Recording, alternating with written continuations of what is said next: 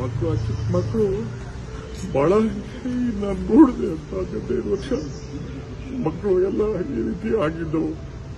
10 ಜನ ನಾನು ನೋಡಿದ್ದೀನಿ, ನನ್ನ ಕಣ್ಣಲ್ಲಿದೆ. ಯಾರು ಯಾವ ಫ್ಯಾಮಿಲಿನೂ ಡೈಜೆಸ್ಟ್ ಮಾಡ್ಕೊಳಕ್ ಸಾಧ್ಯ ಇಲ್ಲ.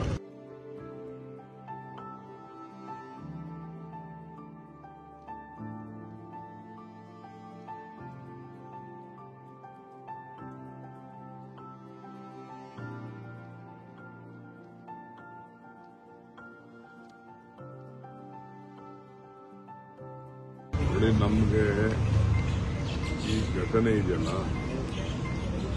ನಾವು ಯಾರು ಇಂಥ ಪರಿಸ್ಥಿತಿ ನಮ್ಮ ರಾಜ್ಯದಲ್ಲಿ ನಿರ್ಮಾಣ ಆಗ್ತದೆ ಅಂತ ನಾವು RCB ಅವರು ಬರ್ತಾ ಇದ್ದೀವಿ ಅಂತೇಳಿ ಅವರು ಇನ್ಫಾರ್ಮೇಶನ್ ಮೀಡಿಯಾಗೆ ಕೊಟ್ಬಿಟ್ಟಿದ್ರು.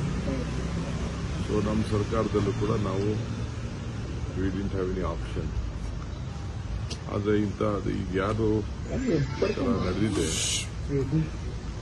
ನಮ್ಮ ಮನೆಯಲ್ಲೇ ಆಗಿದೆ.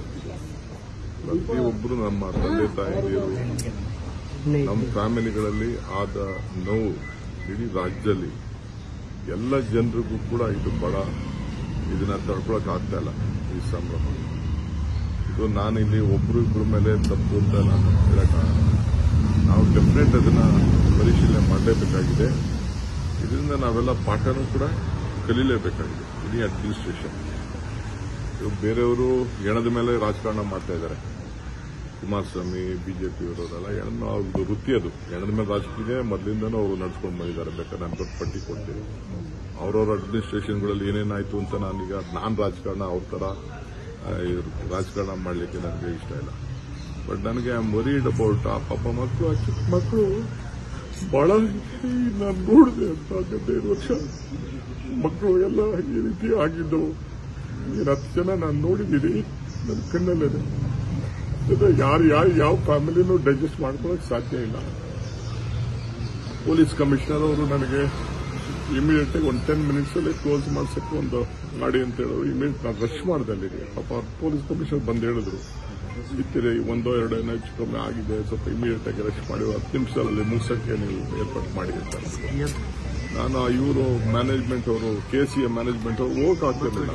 ನಾನು ಕಾರಲ್ಲಿ ಕುಂಡಿಸ್ಕೊಂಡು ನಾನು ಅಲ್ಲಿ ಹೋಗೋದು, KCA ಹೋಗೋದು ನನಗೆ ಪ್ಲಾನು ಇರಲಿಲ್ಲ. ಅವ್ರು ಇನ್ವೈಟ್ ಮಾಡಿದ್ರು. ನನಗೆ ಅಲ್ಲಿ ಹೋಗಕ್ಕೆ ನನಗೆ ಇಂಟ್ರೆಸ್ಟ್ ಇರಲಿಲ್ಲ ನನಗೆ.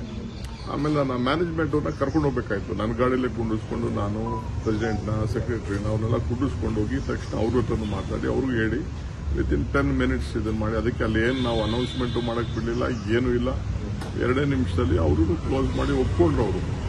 ಅವ್ರಿಗೂ ಏನು ನಾನು ಇದಕ್ಕೆ ಹೋಗೋವರೆಗೂ ಕೂಡ, ಸ್ಟೇಡಿಯಂಗೆ ಹೋಗೋವರೆಗೂ ಕೂಡ ನನಗೆ ಹಿಂಗಾಗಿರುತ್ತೆ ನನಗೆ ಗೊತ್ತಿಲ್ಲ. ನಿಮ್ಮ ಮೀಡಿಯಾವರೇ ನಂಗೆ ತಿಳಿಸಿದ್ದು.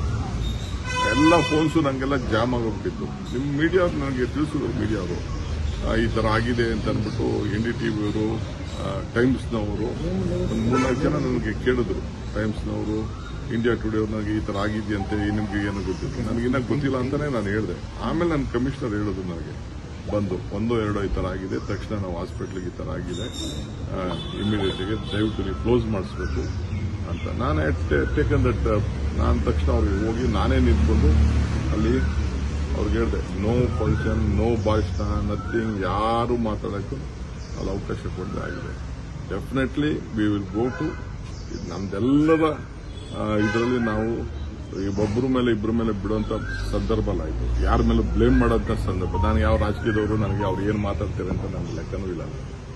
ಅವರೆಲ್ಲರದು ಮಾಮೂಲಿ ಚೇಷ್ಟೆನೆ. ಅವ್ನು CT ರವಿ ಮಾತಾಡಲಿ, ಕುಮಾರಸ್ವಾಮಿ ಮಾತಾಡಲಿ, ಅಶೋಕ್ ಮಾತಾಡಲಿ, ಯಾರು ಮಾತಾಡ ಅವ್ರದ್ದೆಲ್ಲ ಬರೀ ರಾಜಕಾರಣ. ಅವ್ರದ್ದೆಲ್ಲ ಬೇರೆ ಸಂದರ್ಭದಲ್ಲಿ ನಾನು ಮಾತಾಡ್ತೀನಿ. ಇವೆಲ್ಲ ಬರ್ತದೆ ಚರ್ಚೆ. ಅಸೆಂಬ್ಲಿಲಿ ಅವ್ರವ್ರ ಕಾಲದಲ್ಲಿ ಏನೇನು ಮಾಡಿದ್ರು ಅಂತ ಅಂದ್ಬಿಟ್ಟು ಚರ್ಚೆ ಬರ್ತದೆ. ನಾನು ಆಗ ಮಾತಾಡ್ತೀನಿ. ಈಗ ರಾಜಕಾರಣ ಮಾತಾಡೋದು ಬೇಡ. ಅಧಿಕಾರಿಗಳು ಮಾಹಿತಿ ಕೊಟ್ಟರು ಕೂಡ ಸರ್ಕಾರ ತರಾತುರಿಯಲ್ಲಿ ನಿರ್ಧಾರ ಮಾಡ್ತು ಅಂತ ಸರ್ ಕೆಲ ಅಧಿಕಾರಿಗಳು ಹೋಮ್ ಮಿನಿಸ್ಟರ್ ಹತ್ರ ಈ ಬಗ್ಗೆ ಮಾಹಿತಿ ಕೊಟ್ಟಿದ್ದಾರೆ. ಆಯ್ತಪ್ಪ, ಕುಮಾರಸ್ವಾಮಿ ಹೇಳ್ದಂಗೆ ಅದನ್ನ ನಾನು ಉತ್ತರ ಆಮೇಲೆ ಕೊಡ್ತೀನಿ. ನಾನು ಐವಾಸಿನ್ ಕನಕಪುರ ಕೋರ್ಟಲ್ಲಿದ್ದೆ. ನಾನು ಅದನ್ನ ಯಾರು ಇಟ್ ಮೈ ಗೌರ್ಮೆಂಟ್, ನಮ್ದು ಗೌರ್ಮೆಂಟ್. ಯಾರೇ ತೀರ್ಮಾನ ಮಾಡಿದ್ವಿ, ನಾವೇ ತೀರ್ಮಾನ ಮಾಡಿದ್ವಿ ಅನ್ಕೊಳ್ಳೋಣ. ನಮ್ದು ಗೌರ್ಮೆಂಟ್ ಇದು. ತಕ್ಷಣ ಟು ರಶ್ ಬ್ಯಾಕ್. ನನಗೂ ಕೆಲವು ಪೊಲೀಸ್ ಆಫೀಸರ್ಸ್ ಫೋನ್ ಮಾಡಿ ಹಿಂಗೆಲ್ಲ ಹಿಂಗಿದೆ ಅಂತ ಹೇಳಿದ ತಕ್ಷಣ ಟು ರಶ್ ಬ್ಯಾಕ್. ನಾವ್ಯಾರು ಎಕ್ಸ್ಪೆಕ್ಟೇ ಮಾಡಿಲ್ಲ. 2 hours ಜಾಮ್ ಮಾಡಿ ಇದನ್ನೇ ಇನ್ನ ಜನ ಬರೋದನ್ನೇ ಇದನ್ನ ನಿಲ್ಸೇ ಬಿಟ್ರು ಮೆಟ್ರೋನ. ಆ ತರ ಪರಿಸ್ಥಿತಿ ಆಯ್ತು. ನನಗೆ ನೀವು ಬರೀ ರಾಜಕೀಯ ನೀವು ಮಾಧ್ಯಮ ನೀನು ಕೇಳಕ್ ಹೋಗ್ಬೇಡ. ರಾಜಕೀಯ ಮಾಧ್ಯಮ ಅವ್ರದ್ದು ಕಾಲದಲ್ಲಿ ಏನೇನಾಯ್ತು, ಇಲ್ಲಿ ನನ್ನ ಮನೆ ಮುಂದೆ ರಾಜ್ಕುಮಾರ್ ಆದಾಗ ಏನಾಯ್ತು, ಇಲ್ಲೇ ಎದುರುಗಡೆ ಮನೇಲಿ ನಾನು ಇದ್ದೆ ಅವತ್ತು. ಆಗ ನಾನು ಡೆಲ್ಲಿಲಿ ಇದ್ದೆ ಅವತ್ತು. ಏನೇನಾಯ್ತು, ಯಾವ ಸಂದರ್ಭದಲ್ಲಿ ಏನೇನಾಯ್ತು ಡೆಲ್ಲಿಲಿ, ಅದೆಲ್ಲ ಈಗ I don't want to speak politics, ದಟ್ಟಿ politics.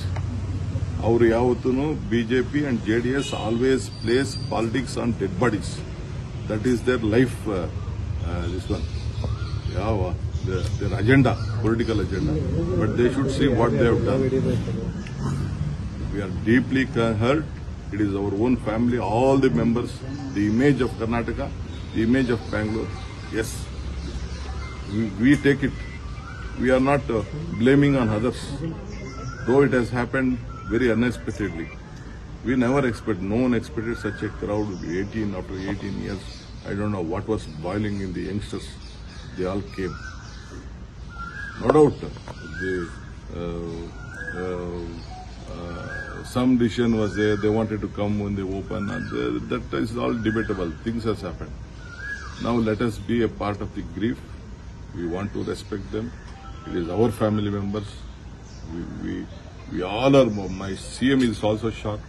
My Home Minister is also shocked. The entire government is shocked. The state is mourning for this. Sir, a few minutes back you were crying, sir. You were narrating some. No, see, of course, it is all of our family members. We never expected such a big the image of Karnataka, the image of Bangalore has lost. The family has lost. This child, some mother spoke to you. Yes, the mother said, don't do postmortem, give the body to me. How can we do it? We have to take up a legal this one. Tomorrow something may happen, whether it has been done it in a proper way, whether it is not been, it is an accident, whether someone has stamped it, someone has stabbed it. That has to be, a report has to be come from the health.